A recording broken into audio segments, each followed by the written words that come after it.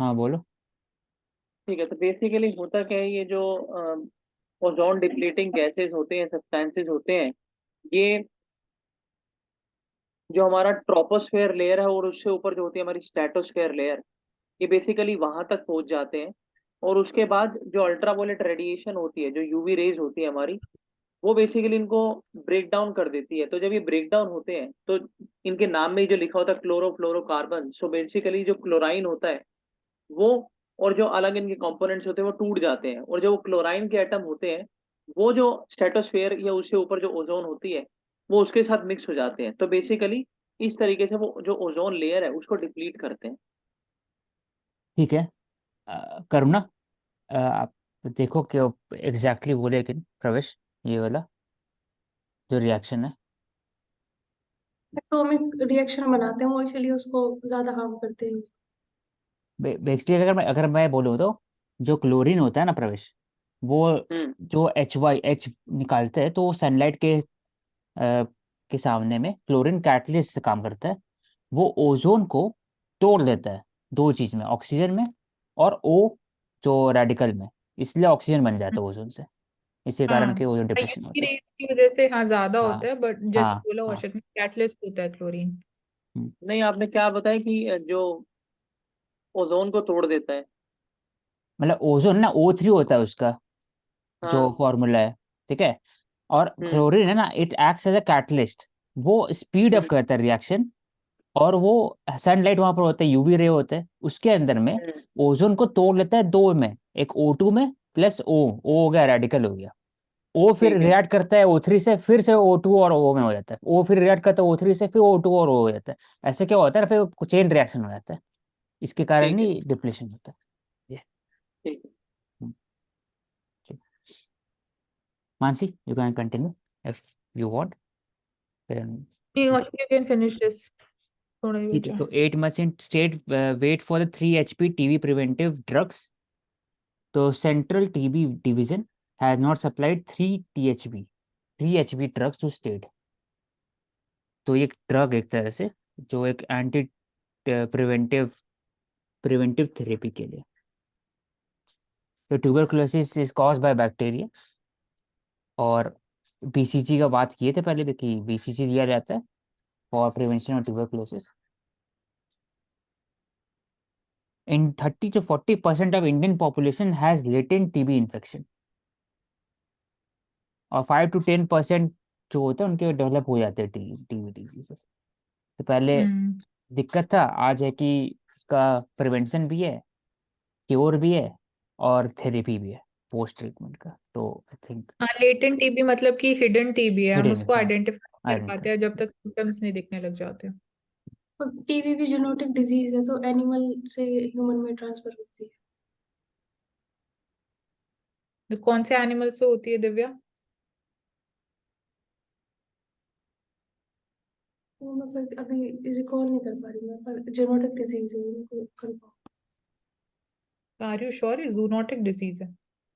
Yes देखना होगा ma'am. Mansi, पता नहीं। ठीक है, दिव्या के हाँ। बाद सर्च करके आप भेज देना ग्रुप पे। नहीं, माइकोबैक्टीरियम बोविस नाम का है, उससे होती है तो जूनोटिक ही। बैक्टीरिया। लेकिन हाँ तो बेसिकली जो जो अभी दिव्या ने बोला ना कि खाली जूनोटिक से नहीं होती है टीबी, टीबी अलग फैक्टर से भी होती है, और टीबी भी कम से कम 15 तरीके की होती है, तो एक ही तरीके की नहीं होती है टीबी भी।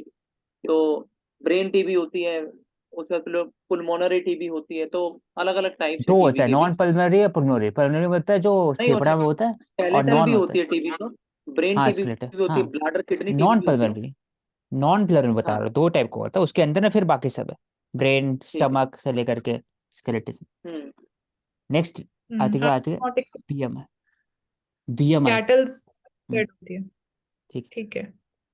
पैनक्रियास में बताओ प्रवेश, कौन सा रिलीज होता है हार्मोन? इंसुलिन।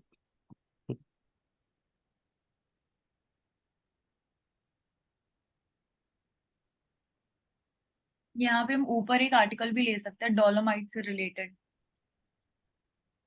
कि इंडिया में उड़ीसा में ये वाला। छत्तीसगढ़ हाँ, आंध्र प्रदेश इन स्टेट्स में डोलोमाइट मिलता है।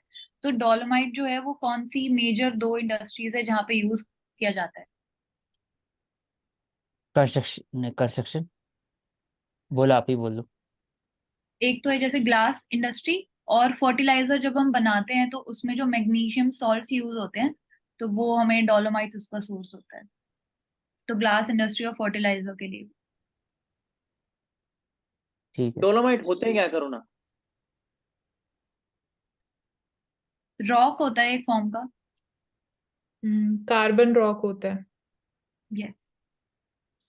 ठीक है, तो बेसिकली ये जो डोलोमाइट्स होते हैं, जो बीनीथ द सरफेस जो वोल्केनिक इरप्शन होता है उसकी एक फॉर्म होती है। और जब ये सरफेस के ऊपर तक आ जाती है, तो सरफेस के नीचे से शुरू होती है और ऊपर तक जब आती है, तो इसको पूरा एक एक जो इसकी शेप होती है उसको डोलोमाइट बोला जाता है। तो टेक्सचर तो इसका रॉक का ही होता है, जैसे अभी करुणा ने बोला। और लेकिन बेसिकली जरूरी नहीं होता है कि कार्बन होती है तो ये अलग अलग कंपोनेंट्स और टेक्सचर से बनती है। तो कार्बन भी हो सकती है और दूसरी भी हो सकती है। एनहाइड्रस कार्बोनेट मिनरल है, मतलब इसमें वाटर नहीं होता बट कार्बन होता है। सो कैल्शियम मैग्नीशियम कार्बोनेट इसका केमिकल नेम है। तो कैल्शियम भी होता है, मैग्नीशियम एंड कार्बन भी। ठीक है, तो कैल्शियम ये है। मेटालिक है कि नॉन मेटालिक है? मेटालिक भी हो सकता है, कैल्शियम भी है। नॉन, बताओ बताओ अभी बोलो। नहीं, नॉन मेटेलिक है ना। नहीं, नॉन मेटालिक है। हाँ मतलब, और ये एग्जाम्पल है सेडिमेंट्री रॉक का। हाँ एग्जाम्पल सेडिमेंट, हाँ ऑब्वियस। तो हम लोग इसमें एक स्मॉल दिया हुआ है कि कैसे हम लोग सीखते हैं रीड करना। तो cortex, cortex basically frontal cortex होता है, और एक जो ब्रेन के बीच में होता है, overall part. It is able to read recognise the script that has been learned when someone speaks multiple language patches of VWFA। अब VWFA है क्या? कोर्टेक्स आई थिंक क्वेश्चन की एक आउटर लेयर होती है ना, मतलब ऑर्गन्स की। नहीं मतलब ब्रेन, ब्रेन का बात कर रहे हैं, ब्रेन के बीच वाला पार्ट होता है, मतलब फ्रंटल कॉर्टेक्स होता है जो होता है ना, स्ट्रक्चर देखते हैं हम लोग ब्रेन का नहीं, आई वो थिंक रीनल में भी होता है ना ये, तो इस वजह से मैंने पूछा। ठीक है। अब बायोलॉजी में जो कम, तो डिस्लेक्सिया क्या है? Disorder in marking difficulty in reading.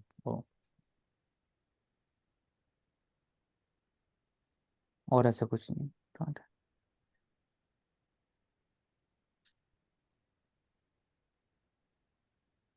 Open AI बात कर ही चुके हैं, जनरेटिव एआई के कंपनी थे जिनके अंडर में फेमस है chat GPT, that runs chat GPT. Founder and CEO Sam ओल्टमैन।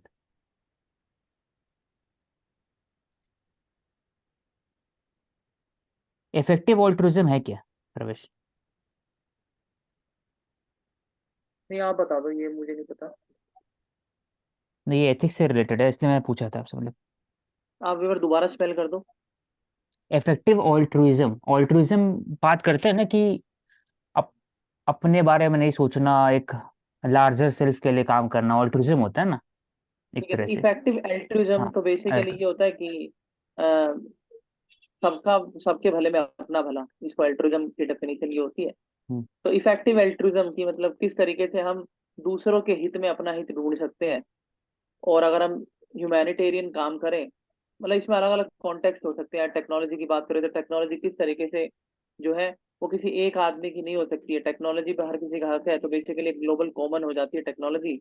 और सबके जो स्पेसिफिक नीड्स हैं किस तरीके से उनको कैटर करते हैं। अगर हेल्थ सेक्टर की बात करें तो उसमें आर्टिफिशियल इंटेलिजेंस से जो काम करने में आसानी हो रही है, उसमें गवर्नेंस को लोगों तक पहुंचाने में, तो हर जगह इफेक्टिव एल्ट्रुइज्म देखने को मिलता है। अगर आप कुछ अलग बोल सकते हैं तो बताइए। नहीं ठीक है उसका इफेक्टिव में मैं ये ऐड करना चाहूंगी कि इफेक्टिव पे अगर हम एम्फसाइज करें यहाँ पे, तो उसका ये मतलब है कि हम एविडेंस और रीजनिंग के साथ अपने एक्शंस को लें। हाँ ठीक है। हाँ, ऑल्ट्रुइज्म में ऐसा नहीं हो सकता जल्दी, जरूरी नहीं, इसलिए वो इफेक्टिव लिखा हुआ है यहाँ पर। ठीक, coming to the next article regarding the measles vaccination. तो ऐसा बताया गया है कि अब इंडिया का जो यूनिवर्सल इम्यूनाइजेशन प्रोग्राम है, it is one of the largest. It targets around 2.67 crore new born, 2.9 crore pregnant women annually. और सबसे इम्पोर्टेंट पार्ट ये है कि मिजल्स कंटेजियस डिजीज है, it is virus. Measles virus है, बैक्टीरिया से नहीं होता है। Spreads through air when an infected person coughs and sneezes। तो और मिजल्स वैक्सीनेशन अवर्टेड, प्रिवेंट किया 56 million death, can be prevented with the MMR vaccine जिसको बोलते हैं। मिजल्स एम से, फिर आर से रुबेला हो गया। एम से क्या मानसी पता है? मेरे को नहीं पता औषध। मिजल्स मम्स रुबेला होगा, रुबेला होगा सब ये वाला। सर से के बता दो एक बार। ओके। जैसे BCG है ना, वैसे ही एक मिजल्स MMR वैक्सीन होता है इसके लिए।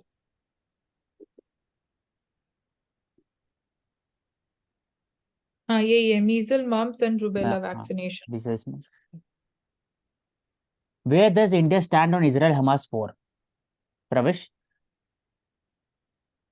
हाँ उचित। इसमें बताइए कि इंडिया का जो स्टैंड रहा है वो ओवर द पीरियड, अगर 2 लाइन बताना, सिर्फ 2 लाइन। ठीक है, तो बोल सकते हैं कि जो the stand of Indian government is completely against the bloodshed and talks about the peace and tranquility between the Israel and Palestine, and especially it do not declare Hamas as a terrorist organization, but definitely is criticizing the attacks on the civilians. Okay, so I would say कि India's stand has been to support the two-state solution and do not support terrorism in any form anywhere in the world. अब इसमें add करूँगा, अच्छा कुछ interesting point है, 2 3 4 ऐसे कुछ है। पहली बात है कि इंडिया जो बात कर रहा है वो ग्लोबल साउथ के हिसाब से बात करता है। इसराइल वो, इंडिया डायरेक्टली कंडेम नहीं करता है इसराइल को, लेकिन डायरेक्टली कंडेम करता है ऑल फॉर्म्स ऑफ टेररिज्म, बस। और India supports 2 state solution. India stand होता है पैलेस्टीनियन कॉज। 3 एरियाज हो गए बस। दूसरा चीज इंपॉर्टेंट यहाँ पर है कि इंडिया और इसराइल के बीच में डिप्लोमेटिक रिलेशनशिप स्टार्ट हुआ था 1992 से, तो ये एक एरिया हो गया। दूसरा कि यहाँ पर डी हाइफिनेशन मतलब क्या होता है प्रवेश? SIR का आप कर रहे हो।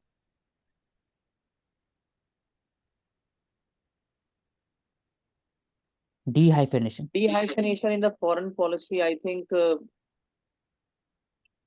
मतलब आपको रिलेशन भी बनाना होता है, और जो आपके रिलेशन के बीच में प्रॉब्लम्स होती हैं उनको इग्नोर भी करके चलना होता है दूसरों के साथ। तो यहाँ पे एग्जैक्टली अगर मैं बोलूँ हाँ कि हाँ डिहाइफिनेशन ऑफ टाइज, इजराइल पैलेस्टीन, हम हमेशा इस वर्ड को साथ में बोलते हैं, इजराइल पैलेस्टीन। सो इंडिया में हमेशा जो फॉरेन विजिट्स होती थी, अगर हम इजराइल की विजिट कर रहे हैं तो it was important we have to visit Palestine also. But अब हमने इसको डिहाइफिनेट कर दिया, मतलब these are now independent things. हाँ, मतलब कि ये कोई आके बोलता है ना कि इंडिया पाक इंडिया पाक इंडिया पाक, तो अब क्या हो गया कि इंडिया को अलग से डील करेंगे, पाकिस्तान को अलग से करेंगे, इसराइल को अलग से करेंगे, पैलेस्टीन को अलग से करेंगे। तो डी हाइफिनेशन हो गया। हाइफिनेशन के अंदर से हटा दो तो उसकी बात हो, ऐसे याद कर सकते हो। सेम बात नहीं करेगा। ऐसे कोई अगर बात करता है, इंडिया के पास आएगा, बोले दिल्ली में कि पाकिस्तान से अच्छा होना चाहिए रिलेशनशिप, पाकिस्तान से तो खराब लगता है सुनने में बार बार। तो ऐसे डी हाइफिनेशन कर दिया गया है पिछले कुछ सालों में। तो ऐसे ही इसराइल और पैलेस्टीन का भी इंडिया ने डी हाइफिनेट कर दिया 2017 के बाद से। तो इसमें प्रीलिम्स के लिए बहुत इंपॉर्टेंट एरियाज है। और एक बार मुझे एक चीज और बोलने कि जो इंडिया है वो बेसिकली प्रपोज कर चुका है डिहाइफिनेशन ऑफ यूएस एंड रशिया। हाँ ठीक है, सही बात है। तो इसमें देखते हैं कि एक इम्पोर्टेंट क्यों है ये प्रीलिम्स के हिसाब से। अब्राहम अकॉर्ड किसके बीच में हुआ था Pravesh? Israel and Palestine, Israel and UAE और Saudi Arabia, I think. Saudi Arabia कहाँ से हो जाएगा अभी? USA Israel, UAE, Mansi. USA USA तो मैं डील audible? करवाया था। हाँ। हम्म लेकिन वो है ना, बहरेन है ना। बहरीन ओ, USA करवाया था, मतलब बीच में था USA। तो I2U2 हम लोग जी बात जी। करते हैं, क्वेश्चन पूछ चुका है मेंस में, इजराइल, इंडिया, UAE या US। तो ये बोला जाता है एक तरह से बात करता है north south cooperation, east west cooperation. तो I2U2 वेरी यूनिक प्लेटफॉर्म। उसमें एक हिंदू कंट्री है, एक जूइस है, एक मुस्लिम है और एक क्रिश्चियन, ऐसे सब कोई बोल रहा था। तो अब्राहम अकॉर्ड में एक कैसा हो गया, वैसे ही I2U2 हो गया, जिसमें ट्रेड का बात करता है, स्ट्रैटेजिक पार्टनरशिप का बात करता है, सब चीज। फिर हम लोग बात करते हैं अरब लीग और OIC, organisation of Islamic cooperation. इसका हेडक्वार्टर का है, Karuna? I think Saudi Arabia. हाँ, एग्जैक्ट वर्ड रियाडा, ये डाल। रियाडा। और अरब लीग, अरब लीग है क्या फिर ये, प्रवेश? अरब लीग बेसिकली जो अरब कंट्रीज है उनका एक रीजनल ऑर्गेनाइजेशन है, और इसमें अफ्रीका को भी ये साथ लेते हैं, जो अरबी कंट्रीज हैं अफ्रीका के अंदर। और आई थिंक इसका जो हेडक्वार्टर है वो आई थिंक इजिप्ट में है। और हम्म, तो सही। बेसिकली ये अरबिज्म को प्रमोट करने का एक रीजनल ऑर्गेनाइजेशन है। तो हाँ, अरब लीग पैन जो अरब, पैन पैलेस्टीनियन अरब का बात कोज है, करता है ये। हाँ पैलेस्टीनियन कोज है, उसको भी सपोर्ट करते हैं। हाँ, और सब। और फिर उसके आगे फिर OIC वाला चार बाहर पोर्ट, पता है ईरान में है। इंटरनेशनल नॉर्थ साउथ कॉरिडोर जो है, वो चार बाहर पोर्ट से एक एक रोडवे जैसे है, ऐसे मतलब बात करते हैं भारतमाला, वैसी एक रोड है, एक्सप्रेस वे टाइप है, जो कनेक्ट करेगा सेंट्रल एशिया से रशिया, और फिर अब यूरोप चल जाएंगे। तो international north and south transport corridor, ऐसे याद कर सकते हो। तो ये ओवरऑल हो गया। तो अभी इसराइल ने क्या यूज किया कि 1 lakh Indian worker can replace Palestinian workforce in construction industry. तो इंडिया के लिए अपॉर्चुनिटी भी है, और इंडिया को एक तरह से बैलेंस भी कर रहा है कि 8 मिलियन लोग काम कर रहे हैं गल्फ कंट्रीज में भी, लेकिन पहले इसराइल कहाँ भी काम कर सकते हैं 1 लाख अराउंड। तो इंडिया बहुत ज़्यादा कॉशियस है, इसलिए ज़्यादा ओवर सपोर्ट भी नहीं कर रहा है, ना ही बहुत ज़्यादा डायरेक्टली कंडेम कर रहा है। तो इंडिया एक अ, बोलेंगे तो बहुत कंजर्वेटिव अप्रोच लेके चल रहा है। अर्जेंटीना, ज़ेवियर मिली, फार राइट लिबर्टेरियन। तो हम लोग बात कर चुके हैं लिबर्टेरियन मतलब क्या होता है, इंपॉर्टेंट है बस, वही इंपॉर्टेंट था। Victory of the anti-Islam, anti-immigrant party, Freedom for Freedom, Dutch politics has taken sharp turn towards far right. तो हर जगह प्रवेश, एज अ IR स्टूडेंट, हर जगह अभी फार राइट क्यों जीत रहे? Because of neo liberalism. नहीं मतलब ऐसे अगर एक मैं है। सिंपल हाँ, और हिंदी सिंपल बोलिए ना, भाषा में, ओवरऑल सिंपल ऐसा ठीक कैसे? है। हम्म, तो जो अभी जो प्रो राइट बेसिकली इस वजह से जीत रहे हैं, मतलब इसके मल्टीपल कारण है। पहला तो ये कि राइजिंग वेव ऑफ टेररिज्म है, तो उसको डील करने के लिए जो राइट विंग जो पार्टीज होती हैं वो स्ट्रॉन्ग एक्शन लेने की हमेशा बात करती हैं। दूसरा, जो ये अपना कल्चर होती है, ये अपने कल्चर को प्रमोट करती हैं। और दूसरा बेसिकली ये फ्री मार्केट के लिए भी सपोर्ट करती है। तो दोनों काम साथ में करती हैं, अपने कल्चर को भी प्रमोट करती हैं, जिसको बोला जाता है कि ग्लोबलाइजेशन के अंडर, और फ्री मार्केट को भी प्रमोट करती है। और तीसरा ये कि ये एक एंटी कैपिटलिज्म नहीं होती है, ये प्रो कैपिटलिज्म होती है। तो बेसिकली जो ये पार्टीज होती है, इनको मतलब जो कॉरपोरेट सेक्टर होता है, जो कंट्री की एक बैकबोन होती है, वो भी काफी सपोर्ट करता है। तो जीतने में काफी इन्हें हेल्प मिलती है। ठीक है प्रवेश, और ये, हाँ एक ही बोलना है कि जो नाजी था जर्मन में, वो बेसिकली सोशलिस्ट था कि वो कैपिटलिस्ट था?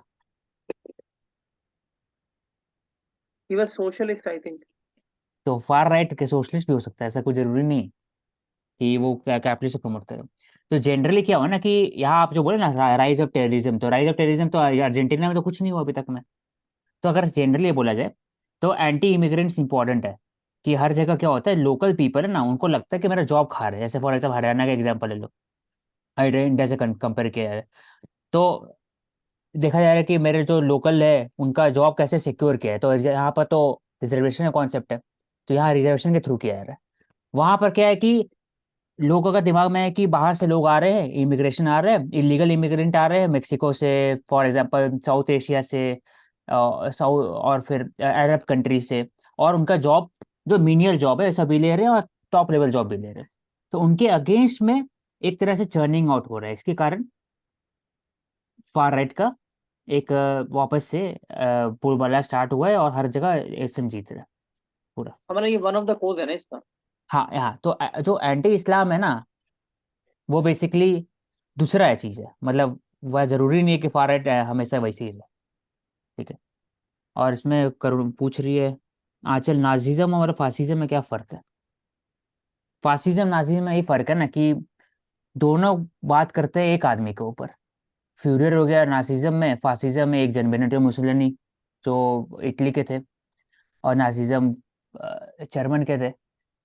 दोनों बात करते हैं कि एक पार्टी होना चाहिए, उसका हेड एक सुप्रीम होना चाहिए, वही जिंदगी अच्छा बेहतर बनाएगा सबके लिए, और कोई नहीं हो सकता। तो दोनों एक तरह से एंटी चर्च भी रहने वाला है। चर्च प्रो चर्च कोई नहीं रहेगा, एंटी चर्च पे रहेगा, क्योंकि वो सोचेगा नहीं कि पैरेलल पावर स्ट्रक्चर कोई खड़ा हो कंट्री के अंदर में, क्योंकि वो अगर उनको रूल करना है तो उनके अगेंस्ट में कोई नहीं खड़ा हो, तो वो होता है एक पॉइंट। बस फर्क ये है ना कि जो नासिज्म था वो बेसिकली उसके अंदर हमें एक वो भी टोन आ गया था, एक रेशियल एलिमेंट आ गया था, रेशियल प्योरिटी का बात हो रहा था, Aryan race, racial purity. Aryan तो मतलब बेसिकली उन लोग का अलग डिफॉर्म स्टेज वाला आर्यन था कि मैं जर्मन रेस हूँ, बड़ा हूँ। फासिज्म डिफरेंट है, वो थोड़ा टोन डाउन वे ऑफ नासिज्म। तो फासिज्म एक तरह से बोला जाए छोटा रूप है नासिज्म का, हाँ मतलब जो आप इतना बता रहे हो रेशियल उससे नहीं है। किसी और चीज़ से मैं ऐड करता हूँ कि जो नाजिज्म है ना, वो बेसिकली वो प्योरली सोशलिस्ट है, मतलब वो एंटी कॉर्पोरेट है, मतलब अगर हम बोले तब हाँ। आम भाषा में। और जो हम्म, फासिज्म है वो पूरा का पूरा प्रो कैपिटलिस्ट है। हो भी जो सकता है, नहीं भी हो सकता है फासिज्म है, प्रवेश, ये भी क्या ये चीज? बात है ना कि हो भी सकता है, नहीं भी हो सकता। नहीं, लेकिन जो अभी तक हमें एविडेंस मिले उसके भी से तो हम यही बोलेंगे ना, जो अभी हुआ फासिज्म उसमें तो प्रो कैपिटलिस्ट था ना। और और दूसरा दूसरी चीज, रेशियल दूसरा मेरे वाला को भी बोलना आता है है कि मैटर। हाँ, जो नार्सिज्म होता है वो बेसिकली रेस को प्रमोट करता है, कि मतलब अगर तुम किसी कंट्री के हो तो उस कंट्री में एक ही खून के इंसान रहने चाहिए, मतलब वन ब्लड है तो वन कास्ट है तो वन तरीके की कम्युनिटी, वन तरीके की कम्युनिटी तो वन तरीके का स्टेट। कास्ट नहीं ये बोल होता है सकते राष्ट्रवाद। प्रवेश, गलत शब्द है। क्या चीज? कास्ट कास्ट नहीं मैं बोल इंडियन सकते। कॉन्टेक्स्ट में समझाने के लिए बोल रहा इंडिया हूँ, गेट में तो है नहीं ना, मतलब नासिज्म कॉन्सेप्ट मतलब तो। समझाने के लिए बोला मैंने। हाँ। ठीक है, तो और जो फासिज्म होता है वो बेसिकली वो स्टेट को ज्यादा इंपॉर्टेंट देता है, वो कहता है कि स्टेट से बड़ा कोई नहीं है। और ये नाजिज्म भी कहता है, लेकिन नाजिज्म में जो इंडिविजुअल लीडर होता है जो स्टेट को चला रहा होता है उसको मतलब ज्यादा भगवान के तौर पे माना जाता है। तो वही बताया। ये कुछ डिफरेंट रीजन। हम्म,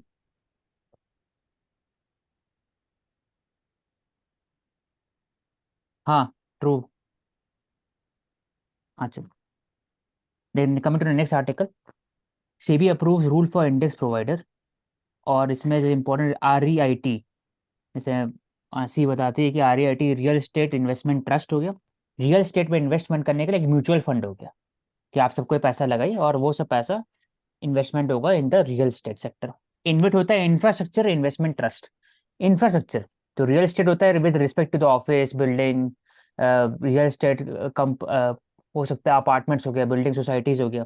इंफ्रास्ट्रक्चर में सब आ जाएंगे, ब्रिज आ जाएंगे, रोड्स आ जाएंगे, और बाकी सब भी आ जाएंगे। तो दो कॉन्सेप्ट होता है जो इम्पोर्टेंट है। और इसके अलावा मैं ऑल्टरनेटिव ऐड कर इन्वेस्टमेंट देता हूँ, फंड क्या है मानसी? यहाँ पर ऑल्टरनेटिव इन्वेस्टमेंट फंड हर जगह आता है। मैं देखना पड़ेगा एग्जैक्टली exactly. मैं बताता हूँ उसे। जो पहले मैं रीट और इनवीट का बता देता हूँ। जो रीट होता है, फुल फॉर्म आपने बता दी, और इनवीट, ये दोनों सेबी कंट्रोल करता है इन्हें। तो बेसिकली इन्वेस्टमेंट के ही दोनों एक मैकेनिज्म है। कहाँ पर करते हैं वो आपने बता दिया, एक तो इंफ्रास्ट्रक्चर में होता है, एक रियल एस्टेट में होता है। तो जो रियल एस्टेट वाला है ये बेसिकली एक म्यूचुअल फंड की तरह होता है। इसमें आपको रेगुलर इनकम मिलती है। अगर आपका 50,000 रुपये आप सैलरी है, अगर आपने लगाया है तो आपको रेगुलर इनकम मिलेगी, और कैपिटल भी आपका मिलेगा इन्वेस्टमेंट जब पूरी हो जाएगी। तो बेसिकली इसमें हर कोई आदमी अपना पैसा जो है वो डाल देता है, एक खाता होता है उसके अंदर पूल करते हैं फंड को। और ये बहुत ज्यादा लिक्विड होता है, मतलब किसी भी टाइम आप वापस भी ले सकते हो, किसी भी टाइम आप डाल भी सकते हो। जो इनवाइट होता है, इंफ्रास्ट्रक्चर इन्वेस्टमेंट, क्योंकि बड़े बड़े प्रोजेक्ट्स में पैसा डालना होता है, तो होता ये भी म्यूचुअल फंड की तरह ही है जिसमें आप पैसा डालते हो, लेकिन इसमें रेगुलर इनकम मिलती है, लेकिन डिविडेंड के तौर पे मिलती है। कि जितना ज्यादा ये जो हमने इन्वेस्टमेंट किया है उसमें जितना ज्यादा पैसा बढ़ रहा है, जैसे हाईवे में है तो जितना ज्यादा टैक्स आ रहा है उसके हिसाब से आपको डिविडेंड मिल जाएंगे। और शॉर्ट टर्म में आपको पैसा नहीं मिलता है, मतलब आपको लॉन्ग टर्म में पैसा मिलता है। ठीक है तो प्रवेश। ये हो गया राइट और इनविट। और अल्टरनेट इन्वेस्टमेंट फंड जो होते हैं ना, बेसिकली वो ऐसे काम के लिए होते हैं कि मतलब जो स्पेशल कैटेगरी होती है मतलब इन्वेस्टमेंट करने की। कहने का मतलब है कि जैसे कि आप मान लो कि कोई ऐसा एरिया जहाँ पर आपको पैसा नहीं दे सकता है कोई, तो इस तरीके का फंड जहाँ पर आप पैसा डालोगे और उससे अल्टरनेट चीजें बन जाएंगी। तो इंडिया में भी कर सकते हो, फॉरेन में भी कर सकते हो। ठीक। तो ऑल्टरनेट चीज बन नहीं जाएंगे यहाँ पे प्रवेश। ऑल्टरनेट मतलब एक ऑल्टरनेट है आपके पास हाँ, फंड इन्वेस्टमेंट को का। बोल रहा हूँ ऑल्टरनेट, सॉरी मानसी, मैं ये नहीं बोल रहा हाँ अल्टरनेट चीजें बनेंगी, मैं यही कह रहा हूँ हम्म, कि ठीक। हाँ तो यहाँ पर मतलब ज्यादा social stock privately exchange. Fund होता है और इसमें ज्यादा हाई नेटवर्थ इंडिविजुअल्स जो होते हैं जिनको हम इंस्टीट्यूशनल इन्वेस्टर्स भी बोलते हैं वो इन्वेस्ट करते हैं इसमें। मतलब लार्जर अमाउंट के इन्वेस्टमेंट्स ही कर सकते हो आप इसमें। ये भी ले लो मानसी है, सोशल स्टॉक एक्सचेंज और सोशल ऑडिटर, ये वर्ड को लिख लेना पढ़ना।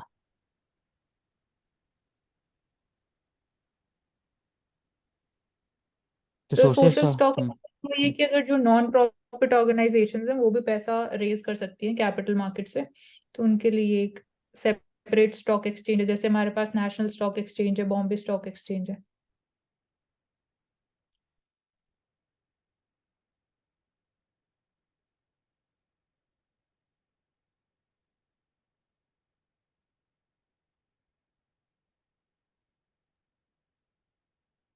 कॉटन कॉर्पोरेशन ऑफ इंडिया, जैसे हम लोग टी बोर्ड का बात करते हैं, कॉफी बोर्ड का बात करते हैं, स्पाइस बोर्ड का बात करते हैं, टेक्सटाइल बोर्ड का बात करते हैं, जूट बोर्ड का बात करते हैं, अभी हमने बात किया टर्मरिक बोर्ड का, वैसे ही कॉटन कॉर्पोरेशन ऑफ इंडिया ये had purchased a minimum 2 lakh bale of cotton at MSP. MSP तो पता है क्या होता है। It is recommended by CACP to the cabinet of economic affair, वो डिसाइड करते हैं फिर किसको अप्रूव करना चाहिए कि नहीं, फिर एमएसपी आप मिलता एक है। एग्जांपल देख सकते हो ऐसे जो फेमस कमोडिटी जिसके लिए एमएसपी प्रोवाइड नहीं की जाती है। कॉफी के लिए, टी के लिए, हाँ कॉफी। वो सब टी बोर्ड हम्म सब करता है, टी बोर्ड बताते हैं कि ऐसा होना चाहिए, रिकमेंड करता है। लेकिन 23 क्रॉप्स, कोपरा भी होता है, रैप सीड हो गया, ऑयल सीड हो गया, बहुत सारे होते हैं क्रॉप्स के, तो उसमें मिलते हैं। शुगर के लक्ष्य भी आता है और इसमें नहीं आता है, एफआरपी होता है शुगर के। हाँ तो rubber, cardamom, T, coffee MSP के हाँ, अंडर कवर्ड नहीं। रबर बोर्ड भी इंडिया होता है। India announces phase introduction of biogas blending, हम लोग बात करते हैं हमेशा एथेनॉल ब्लेंडिंग का बात करते हैं, तो बायोगैस ब्लेंडिंग भी है किसमें, तो ये बायोगैस है तो नेचुरल गैस इसमें होगा, नेचुरल गैस एलएनजी, हाँ एलएनजी ये सब तो में क्या से। इंडिया के पास नेचुरल गैस के स्ट्रेटेजिक रिजर्व्स हैं? आई थिंक नो मानसी, हाँ नहीं है। हमें से हाँ हाँ। We are working upon this पर अभी और तक। कतार, कतार अप्रोक्सीमेटली 42% इंडिया को सप्लाई करता है, इंडिया का 42% कतार से आता है, ऐसे बोलने नेचुरल गैस। तो गैस को डील करने के लिए कौन सा पीएसयू है इंडिया में, सिर्फ गैस बता, को डील करता है? बताओ। ओएनजीसी। नहीं, गेल। गेल, हाँ उसी का तो लग रहा है घर में पाइपलाइन, हाँ ठीक है।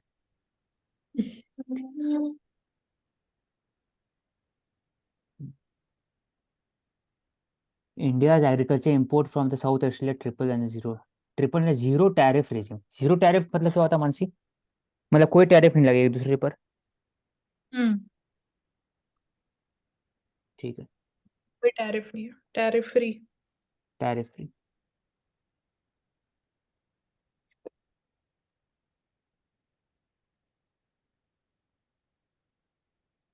छठ एंड माइग्रेंट, तो ये बात कर चुके थे हम लोग, तो ये माइग्रेंट का प्लस माइनस सब होता है हर एक चीज।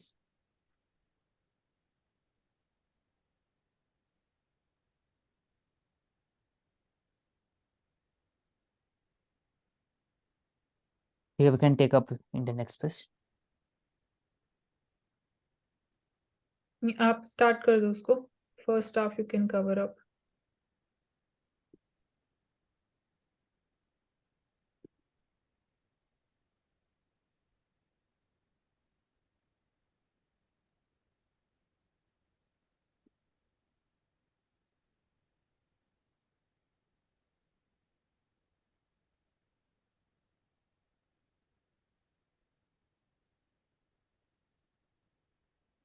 Now coming to the Indian Express newspaper, we have already talked about Tejas aircraft. It is a second indigenous aircraft. Tunnel rescue setback, setback भी होगी। फॉल्स ऑपरेशन, टूल है ना वो टूट गया बीच में, तो ये हाँ, जो मशीन कर रहे थे, मशीन ऑगर मशीन। ऑगर हाँ। मशीन। मुंबई पुलिस अपग्रेड क्या किया गया है 26/11, 15 years लेटर। तो हम लोग बात किए थे पहले 24/7 deployment of new response police team, लेकिन एक जगह हम लोग बात भी किए कि बोट था, सड़ गया बोट खड़े खड़े। कुछ कुछ वो तो वो भी एक चैलेंजेस है कि पब्लिक यूटिलाइजेशन ऑफ फंड कैसे अफेक्ट होता है।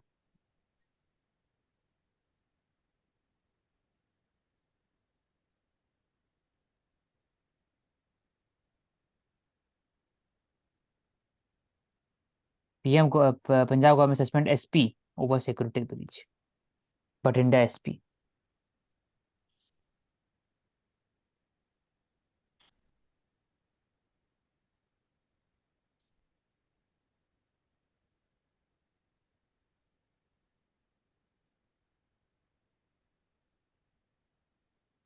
Who terminates these officers? Oh shit, suspend तो हो गया, अगर टर्मिनेट कर रहा हूँ तो कौन करता है?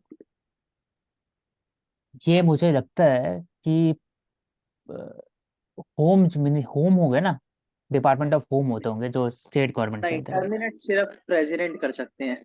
ओ नहीं, सस्पेंशन का बात नहीं, टर्मिनेट डिफरेंट हो गया ना। नहीं, मैं टर्मिनेट बोला ना। टर्मिनेट हाँ, हाँ तो टर्मिनेट हाँ प्रेसिडेंट कर सकते हैं, प्रेसिडेंट इंडिया अपॉइंट कर सकते हैं, ऑल इंडिया सर्विस को टर्मिनेट कर सकते हैं, सही बात है। तो इसमें क्या किया गया, कोस्टल सिक्योरिटी को करने के लिए 46 हाई स्पीड बोट, इसमें से 38 जो था डिफेक्ट खराब। ये भी दिखाते हैं कि कैसे हमें यूज करना चाहिए मैक्सिमम, मैक्सिमाइजेशन यूज करना चाहिए। क्विक रिस्पांस टीम किया गया है, फोर्स 1 यूनिट क्रिएट किया गया है। तो एक केस स्टडी ले सकते हैं, सो लिख लेना पड़ना example, force 1 quick response team, battle ready होता है, मॉक ड्रिल भी किया जाता है बीच बीच में, और ये हर जगह रेप्लिकेट कर सकते हैं। कैमरास भी ऑनलाइन है, police monitoring,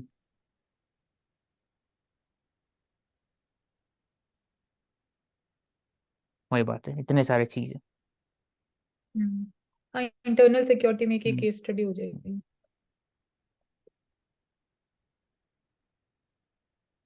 2 men charged today after car catches fire in Noida, car catches fire. तो शॉर्ट सर्किट कारण भी होता है जब आप बाहर से कार को मॉडिफाई करते हो, स्पेशली इन पंजाब हरियाणा वहाँ के सर, तो इससे शॉर्ट सर्किटिंग हो जाता है वायर के अंदर, या गर्मी के समय भी होता है, एक्सीडेंट के कारण भी होता है फुल टाइम।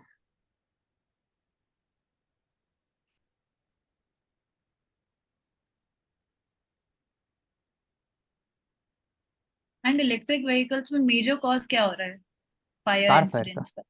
वही जो मोटर मैन होते हैं उनका मैकेनिकल पार्ट बहुत कम यूज होता है ना इलेक्ट्रिक व्हीकल में, as compare to IC engine.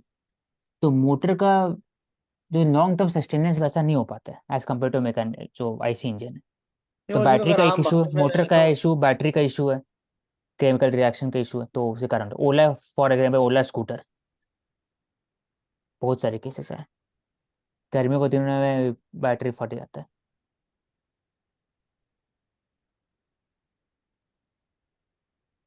Next article is talking about no create as Ayushman card using mobile card. देश रहे आयुष्मान, आयुष्मान ऐप भी है, कार्ड भी है। ये दिखाता है कि ई गवर्नेंस का एग्जाम्पल ले सकते हैं इसको, कंप्लीट आधार की वाई केवाईसी सब चीज़ किया जाता है। Ayushman Bharat 5 lakh free guarantee treatment up to 1 family, एक फैमिली पर है, और 10 लाख लोगों के लिए। प्री हॉस्पिटलाइजेशन, पोस्ट हॉस्पिटलाइजेशन, हाँ, सर्जिकल टू सब चीज। डायग्नोसिस, सब चीज है। मानसी उसमें ट्रांसजेंडर को सेक्स चेंज करने के लिए है क्या नहीं, आई आयुष्मान डोंट का? थिंक सो वो चीज कवर्ड है। इसमें है, इसलिए मैंने पूछा, ला दिया क्या, पिछले साल ही लाया था इसको। मुझे भी तो तो नया ही लगा था कि नहीं हो सकता ऐसा, लेकिन है।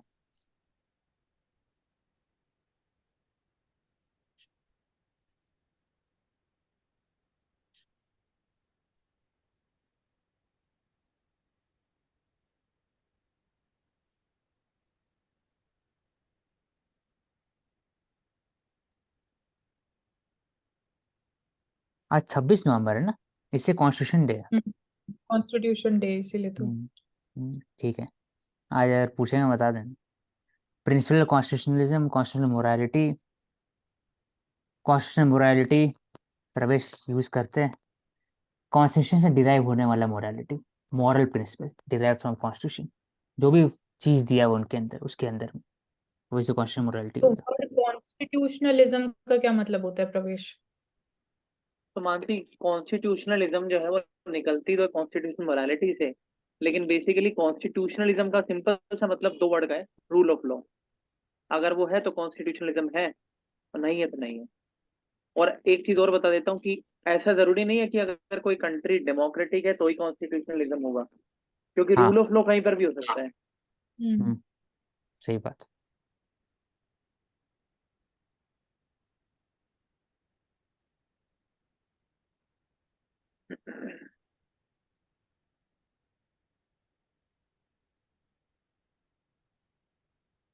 अडॉप्ट कब हुआ था? तो ये 1949। और अडॉप्ट हुआ था 26 जनवरी 1949, इनैक्ट हुआ था 1949 नवंबर में, 26 नवंबर।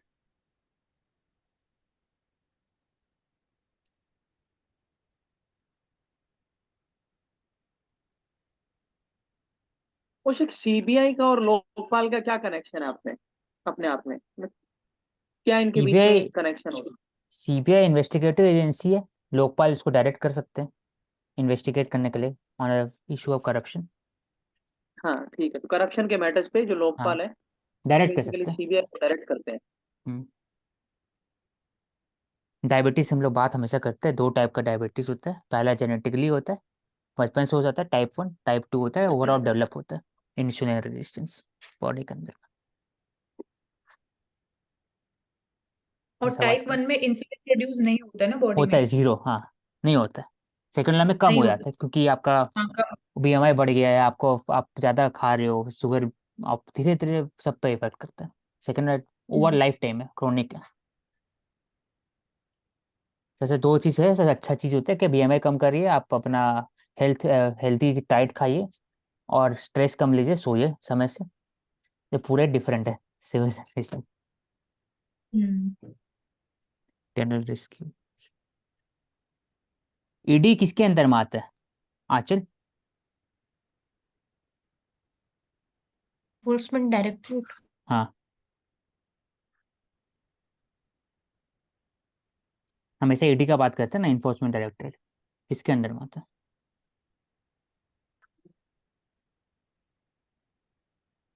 Department of revenue, ministry of finance. हाँ। स्टैट्यूटरी बॉडी है कि एग्जीक्यूटिव बॉडी है? आंचल। ईडी, हाँ। ईडी बेसिकली स्टैट्यूटरी बॉडी है ना। स्टैट्यूटरी। हाँ, नाम बता, नाम बताओ प्रवेश। क्या चीज? पीएमएलए एक्ट के अंडर। पीएम। और एक कौन सा और एक्ट मानसी जिसके अंडर काम करती है पीएमएलए के देख अलावा? क्या लिखा हुआ है, कितना मतलब कि ऐसा है कि despite ban, disabled women are being sterilized in Europe.